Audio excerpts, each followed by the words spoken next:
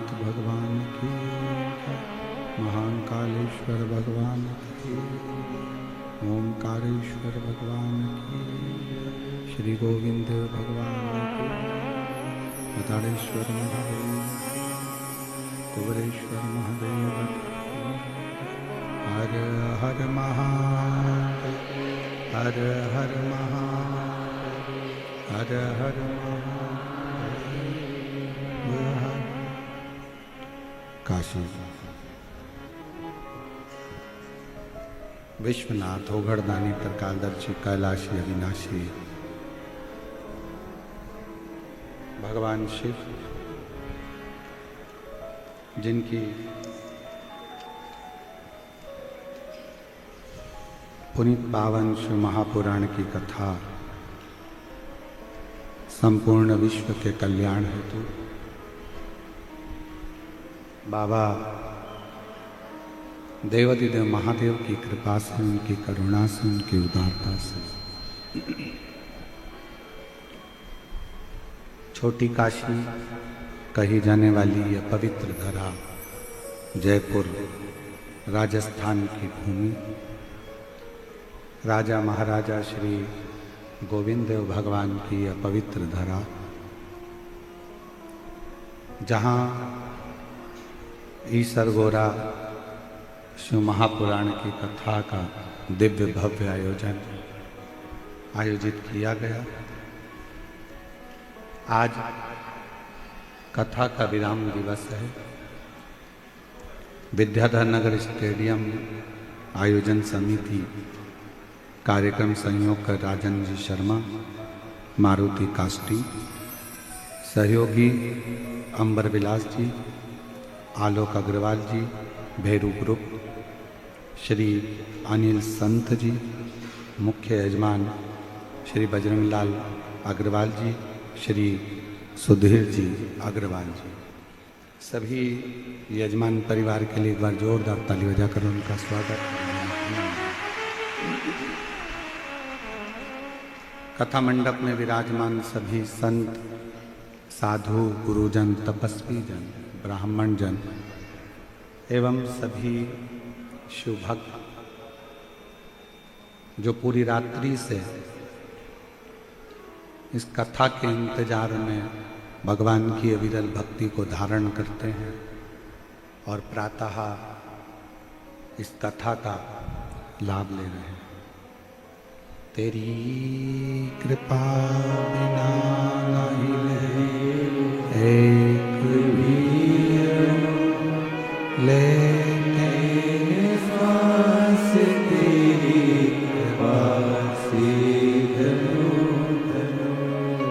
बखान क्या करूं मैं, राखों के का चपटी बबूत में खजाना कुएर का। हे गंगाधार मोतीलाल ओमकार तू, भोले ओमकार तू, आयो शरण तिहार शंभो तार तार तू।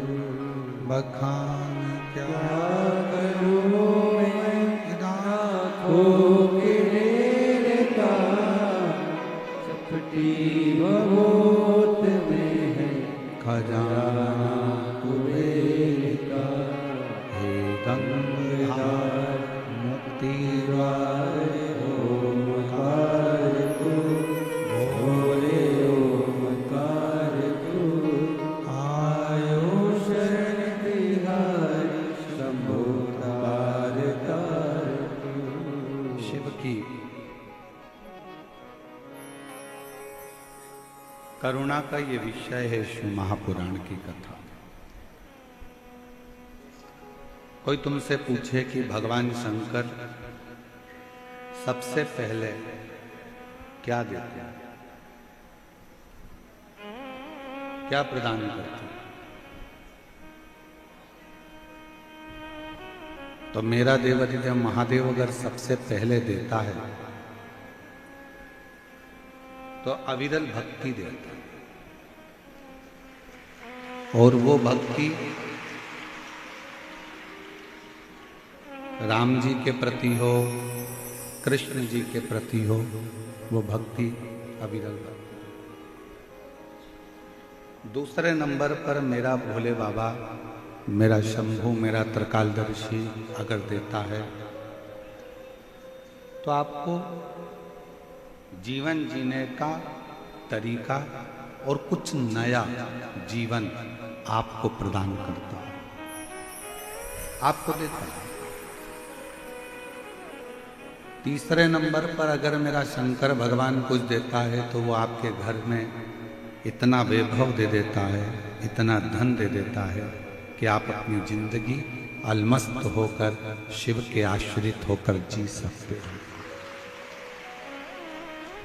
चौथे नंबर पर मेरा शंकर भगवान अगर देता है तो आपके घर में जितना रोग है, जितनी तकलीफें हैं, वो समाप्त कर देता है।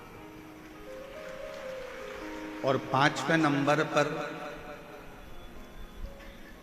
पंच परमेश्वर के रूप में, शिव पंचायत के रूप में पांचवें नंबर पर अगर भगवान शंकर देता है तो वो आपके जीवन में आने वाले सारे विघ्नों को, सारी तकलीफों को काटता हुआ शिव अपनी ओर आपको जोड़ने का प्रयास करता है, अपनी ओर लाने का प्रयास करता है।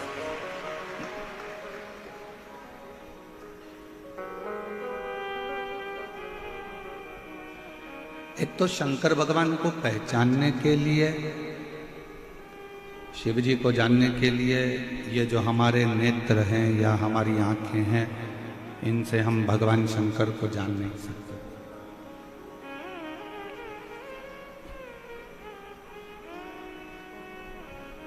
बहुत सूक्ष्म अगर कोई चीज होती है, उसको देखने के लिए दूरबीन लगाना पड़ता है।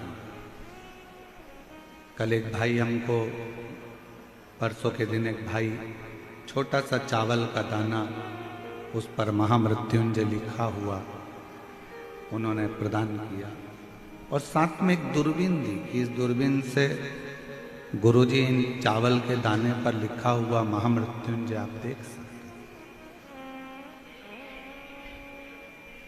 और हम उनको धन्यवाद देते हैं कि कम से कम आपने एक छोटे से चावल के दाने पर महामृत्युंजय तो लिखा, उसका अनुष्ठान तो किया। तो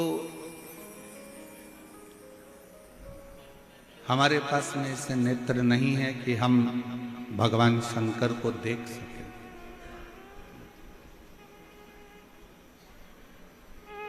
हमारे पास में ऐसी आंखें नहीं है कि हम भगवान शिव को पहचान सकें।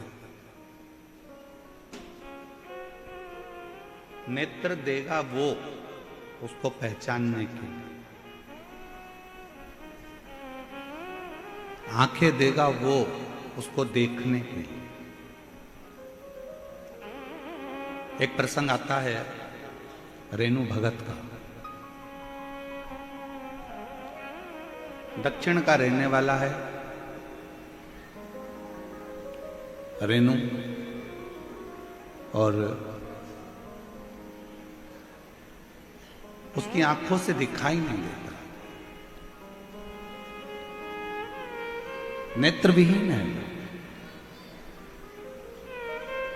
बाल्यावस्था से उसकी आंखें रेणु की नहीं है। ईसर गोराशिव महापुराण की कथा में जयपुर की इस धरा से, इस रेणु भगत के संवाद से अपन समझें, उसके पास देखने के लिए नेत्र नहीं है, पर उसकी मां रेणु भगत की मां रेणु को बाल्यावस्था से ही शंकर के मंदिर तक ले जाते हैं, शिवालय तक, और रेणु शिव को नहीं देख पाता। रेणु भगत की मां ने जो रेणु भगत से कहा, रेणु भगत ने एक दिन मां से कहा, मां मैं तो भगवान शंकर को देख ही नहीं पाता हूं, तो मेरा शिवालय में जाने से फायदा कौन सा। रेणु भगत की मां ने कहा, तू शंकर जी को नहीं देख पाता तो क्या हुआ, शंकर जी तो तुझे देखते हैं, इतने में भी कल्याण है। तू शिवालय तक जा, शंकर जी के मंदिर तक मेरे साथ चल। तू शंकर जी को नहीं देख पाता पर शंकर तो देख सकते।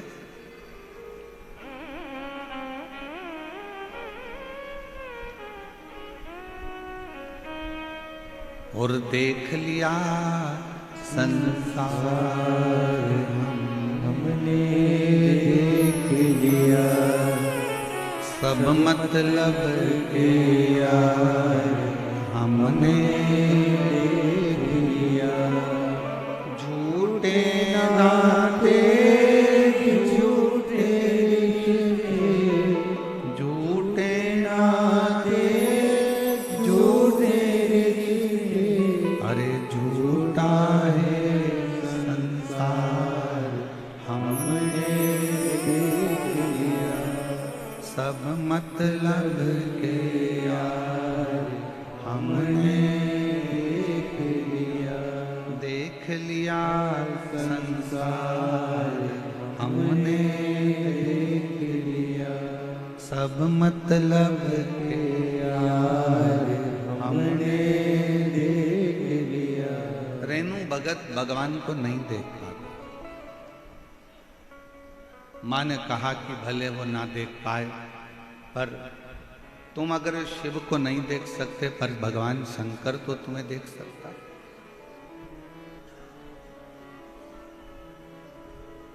वो तो देख रहा है।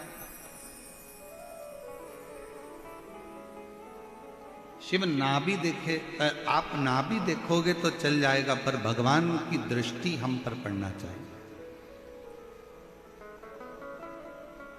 भगवान की दृष्टि अगर हम पर पड़ गई तो बस उतना बहुत है।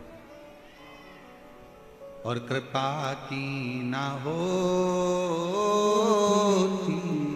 जो आदत तुम्हारी, तो सोनी ही रहती अदालत तुम्हारी। गरीबों के दिल में जो जगह तुम न पाते, तो किस दिल में हो इबादत तुम्हारी। अगर भगवान करुणा नहीं करता, कृपा नहीं करता, तो ईमानदारी से बोलो, आज का पढ़ा लिखा जमाना है, सब एजुकेटेड हैं, सब पढ़ते हैं, हमने भी पढ़ाई करी, आपने भी पढ़ाई करी। अगर भगवान आपकी झोली में कुछ नहीं देता तो आप ये लाखों की संख्या में के जयपुर के विद्याधर नगर स्टेडियम में आते।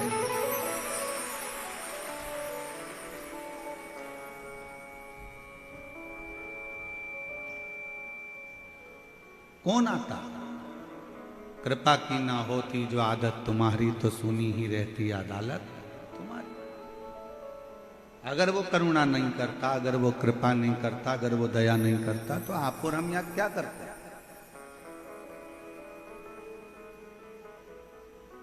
क्यों आते? किस लिए आते?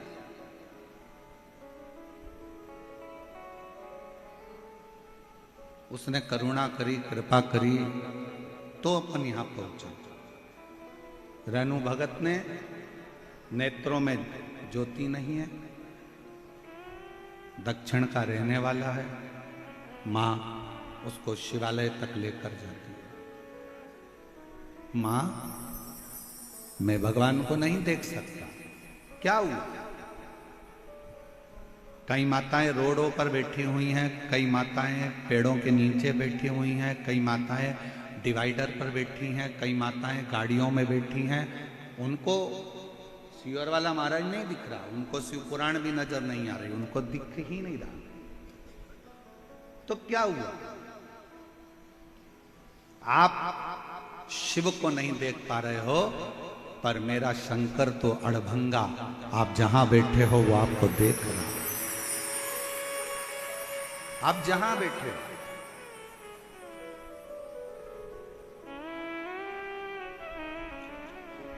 ये पंडाल, सारे पंडाल जितने भी हैं वो रात को 12 बजे पूरी तरह से फुल हो चुके थे। रोड के जितने डिवाइडर हैं, जितने किनारे हैं, वो सुबह 3 बजे तक पूरे फुल हो चुके थे। और जितनी आसपास की रोडें हैं, जितनी आसपास का क्षेत्र है, वो सुबह 6 बजे तक फुल हो चुके थे। और अभी भी शिव भक्तों के ऑटो और गाड़ियां पूरे 12-15 किलोमीटर दूर तक ढेर लगी हुई है। जहां देखोगे वहां शिव ही शिव नजर। आप किसी और से मिलने के लिए नहीं आए,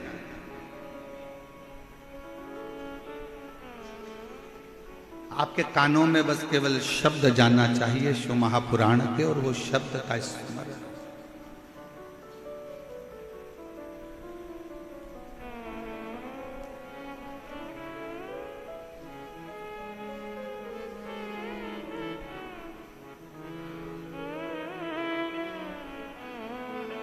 शब्द पहुंचा आपके कानों में और आप सतर्क हो गए कि अब मुझे विश्वास है कि मेरा शंकर मेरे करीब है। आज भारत सरकार भी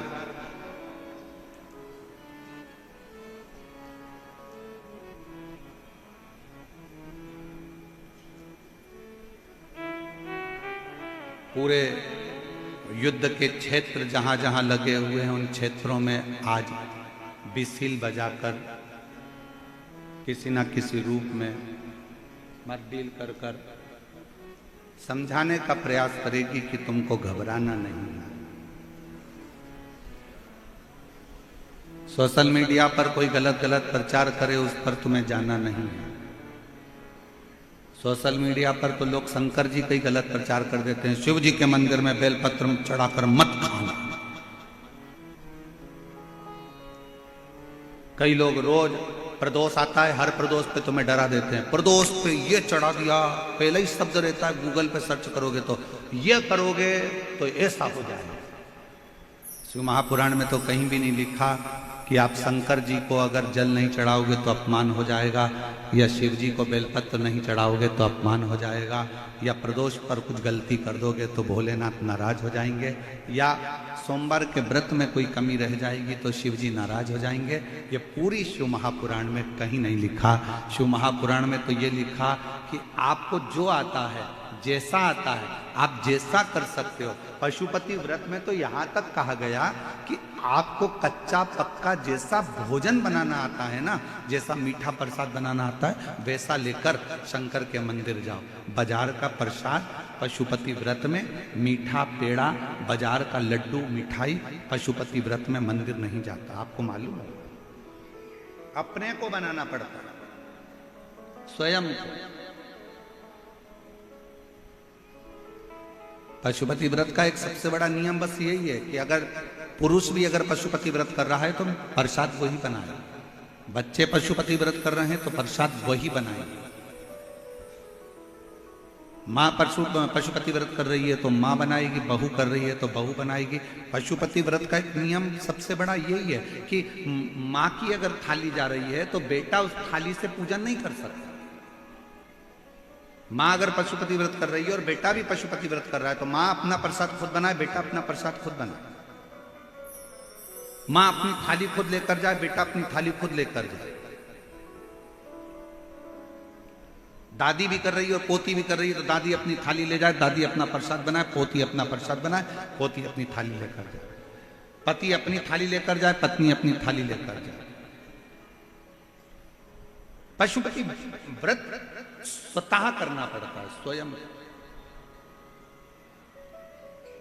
सोशल मीडिया पर बहुत डराएंगे आपको कि ऐसा हो गया, वैसा हो गया। वहम में नहीं पड़िएगा, व्यर्थ की बातों में नहीं जाइएगा। जो शासन प्रशासन आपको गाइडलाइन दे, जो सरकार आपको बताए, उसके अनुकूल चलिए, उसके अनुकूल।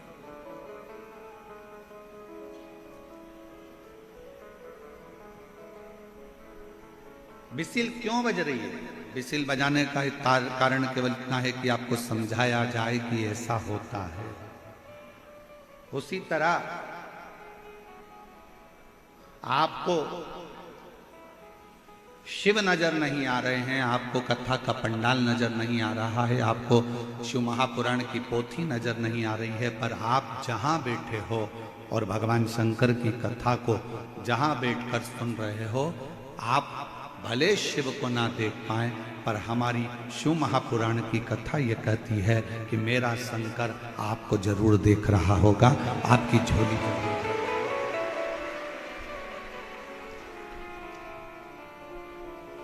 और मैंने तेरे ही भरोसे बाबा, तेरे ही भरोसे हवा बिच उड़ती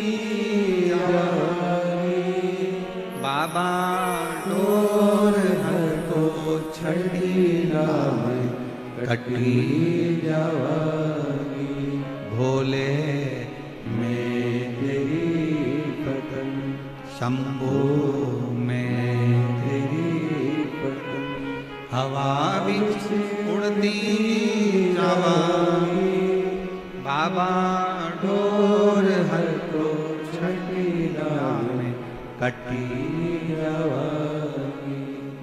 वो हमको देखे, रहनु मंदिर जाना चालू कर दिया।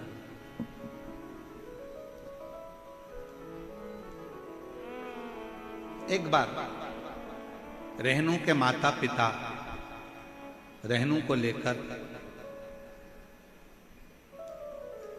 मल्लिकार्जुन का दर्शन करने के लिए गए। श्री शैलम पर्वत, जहां पर भगवान शंकर और पार्वती दोनों विराजमान हैं, मल्लिकार्जुन की भूमि। बोल मल्लिकार्जुन भगवान की। 12 ज्योतिर्लिंग में से एक ज्योतिर्लिंग मल्लिकार्जुन, जहां पर भगवान शिव और पार्वती दोनों बैठे, दोनों द्योति ज्योतिर्लिंग का वर्णन है उसमें। रहनु को ले गए,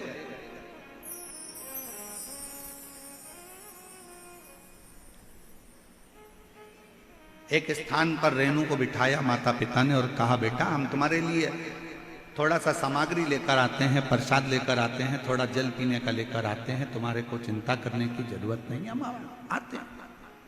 क्यों चिंता करते हो, क्यों टेंशन लेते हो,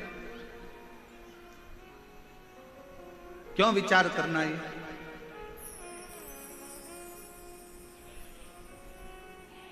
हताश नहीं होना चाहिए कभी जिंदगी में। भगवान पर अगर विश्वास कर रहे हो तो कभी ये मत सोचना कि मैं ठीक होऊंगा कि नहीं होऊंगा, मैं चल पाऊंगा कि नहीं चल पाऊंगा, मैं स्वस्थ होऊंगा कि नहीं होऊंगा।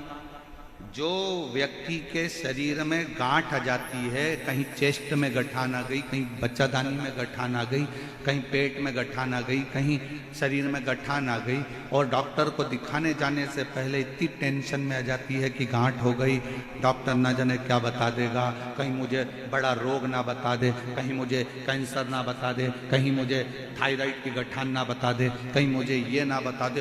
रात दिन सोचती रहती है, रात दिन। मतलब तुझे भगवान पर भरोसा ही नहीं, दिन रात सोच रही है, कहीं मुझे ये बीमारी तो नहीं हो जाएगी, कहीं मुझे ये बीमारी तो नहीं हो जाएगी, कहीं मुझे ये बीमारी तो नहीं हो जाएगी। और तुम बार बार मनन चिंतन उसी चीज का करोगे तो वो बीमारी तुमको एक ना एक दिन पकड़ ही लेगी। और अगर तुमने मनन चिंतन करना छोड़ दिया, ये तो छोटी मोटी गांठ है, कथा में सुना है मैंने, शंकर जी पे चढ़ा हुआ जल पीने से ठीक हो जाती है। डॉक्टर से जांच करवाऊंगी, डॉक्टर दवाई देगा, कुंदकेश्वर महादेव का नाम लेकर डॉक्टर की दी हुई दवाई को खाऊंगी और शंकर जी के मंदिर में एक लोटा जल चढ़ाऊंगी, ठीक हो जाऊंगी, पक्का पक्का। गठान 1 महीना 1.5 महीने के अंदर गलना ही पड़ेगा, क्योंकि तुमने विचार ही ऐसा करना। अगर कोई बहू जरा जरा सी बात बोलती है और तुम जरा जरा सी बात में लड़ाई करोगे तो झगड़ा बढ़ता जाएगा। बोलो बढ़ेगा कि नहीं बढ़ेगा? जम के बोलो जरा। बहू अगर कोई भी बात बोल रही है ना और तुम उससे लड़ाई करोगे, झगड़ा करोगे तो झगड़ा बढ़ता चले जाएगा। बहू ने कुछ बात की और तुमने बात करी तो झगड़ा बढ़ेगा। थोड़ी थोड़ी सी बात में अगर तुम बार बार मनन चिंतन करते रहोगे तो बीमारी बढ़ती जाएगी। अब बहू ने कुछ कहा और तुमने यहां से सुना और यहां से निकाल दिया, उसका जवाब ही नहीं दिया, तो झगड़ा होगा क्या? जम के बोलो जरा। नहीं। बेटे ने कुछ कहा और तुमने उस पर ध्यान ही नहीं दिया, तो झगड़ा होगा क्या? नहीं। उसी तरह अगर कुछ शरीर में गांठ आ भी गई है, किडनी लीवर डॉक्टर ने बेकार बता भी दिया है, तो गलत मत सोचो, आप उस पर ध्यान देना थोड़ा कम करो, भगवान का भजन करो, डॉक्टर जो दवाई दे वो खाओ, शरीर की जांचें कराते रहो, जैसा जैसा डॉक्टर बोले वैसा वैसा करते रहो, और शंकर के मंदिर में एक लोटा जल चढ़ाते रहो। जब तुम ध्यान नहीं दोगे तो निश्चित है कि वो बीमारी तुम्हारे अंदर प्रवेश नहीं करेगी, वो बीमारी बाहर निकल जाएगी कि मुझे केयर ही नहीं कर रहा है, ये तो मुझे केयर ही नहीं कर रहा है।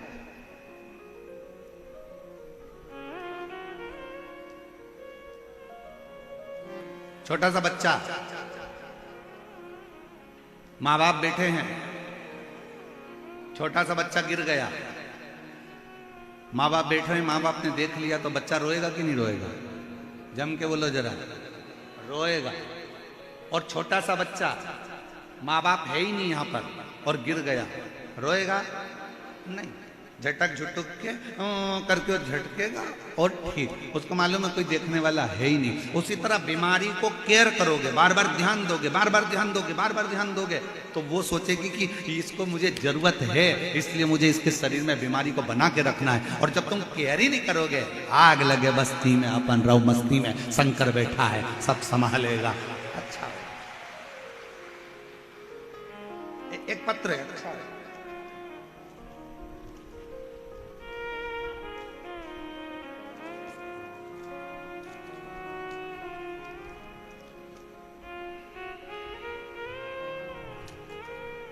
मेरा नाम रेखा सैनी, मेरे पति का नाम पारस सैनी है।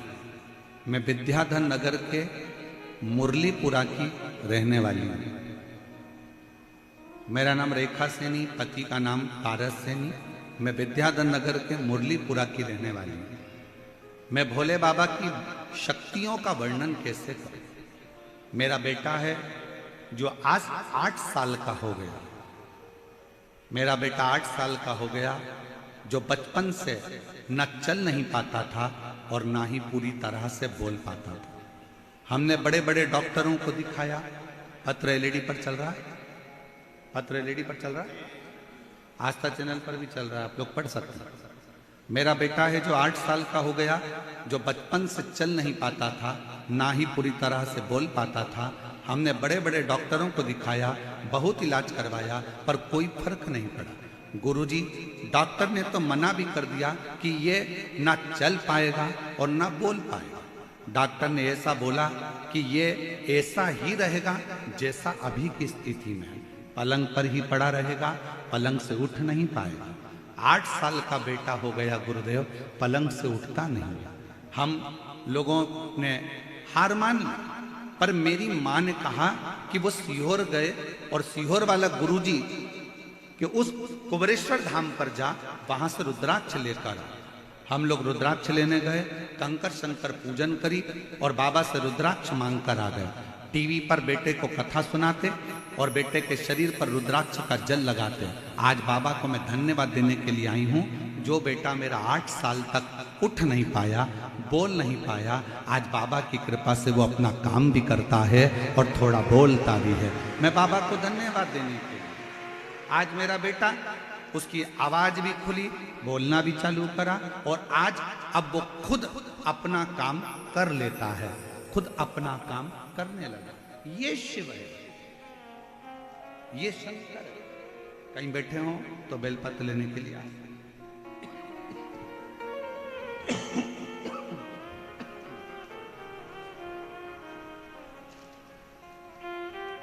शिव ओघड़ी है।